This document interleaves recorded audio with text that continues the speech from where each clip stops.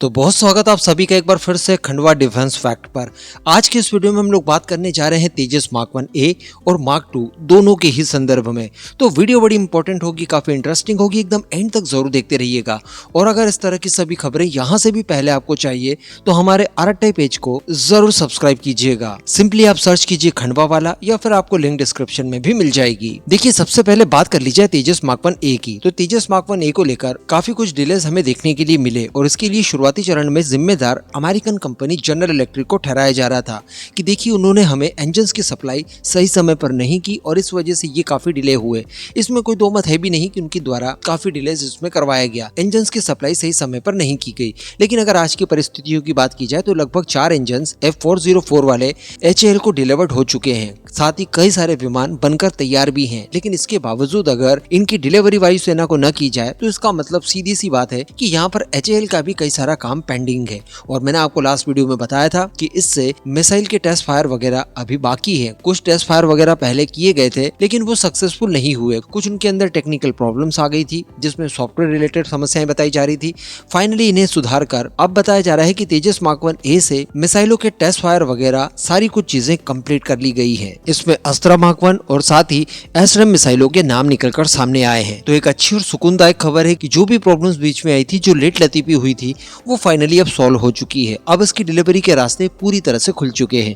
अगली खबर की बात की जाए तो ये तेजस मार्क 2 के उत्तम AES रडार सिस्टम से संबंधित है। बताया जा रहा है कि तेजस मार्क 2 में इस्तेमाल किए जाने वाले 980 TR मॉड्यूल वाले उत्तम मार्क 2 AES रडार सिस्टम की टेस्टिंग शुरू हो चुकी है। हम सभी जानते हैं कि DRDO की लैब LRDE द्वारा इसे तैयार किया गया है। इस समय बताया जा रहा है कि इसकी ग्राउंड टेस्टिंग कंडक्ट की जाएगी, जिसके आधार पर तेजस मार्क 2 का पहला जो उड़ान परीक्षण है वो वर्ष 2027 में कंडक्ट किया जाएगा, जो कि पहले से ही तय कर दिया गया था। हम सभी जानते हैं कि ये 980 TR मॉड्यूल वाला गैलियम नाइट्राइड बेस्ड एक एडवांस AES रडार सिस्टम है, जिससे आपकी एयरक्राफ्ट की डिटेक्शन की क्षमता काफी ज्यादा बढ़ जाती है। आप इसे नॉन टेक्निकली किसी भी फाइटर जेट के लिए उसकी आंखें कह सकते हैं। दुश्मनों की मिसाइलें, दुश्मनों के एयरक्राफ्ट, इन सभी की जानकारी यही रडार सिस्टम आपको प्रोवाइड कराते हैं। हालांकि मैं आपको बता दूं कि उत्तम अब हमारे लिए बिल्कुल नया नहीं रहा है, क्योंकि इससे पहले जो प्रोटोटाइप था, जो 912 TR मॉड्यूल्स वाला था, उसे हम पहले ही बनाकर तैयार कर चुके हैं, उसकी टेस्टिंग भी कर चुके हैं। लेकिन वो गैलियम आर्सेनाइड बेस्ड था, ये उससे भी एडवांस नाइट्राइड बेस्ड होगा और साथ ही TR मॉड्यूल्स की संख्या भी इसमें ज्यादा है।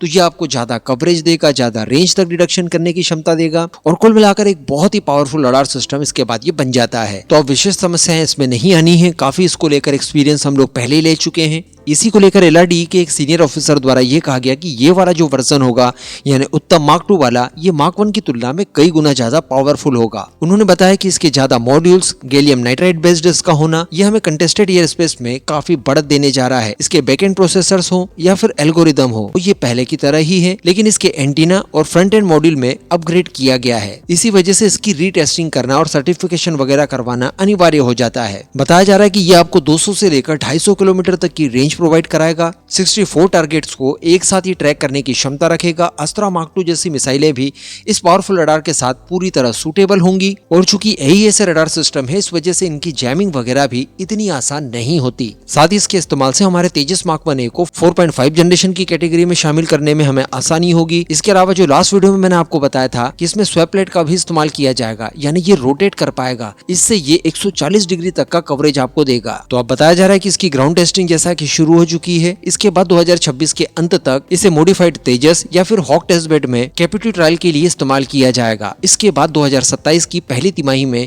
जब तेजस मार्क 2 का पहला विमान, जिसे PV-1 नाम दिया जा रहा है, वो उड़ान भरेगा, उसके साथ इसे भी इंटीग्रेट किया जाएगा। अब इन दोनों खबरों के ऊपर आपका क्या मानना है, नीचे कमेंट करके जरूर बताइए।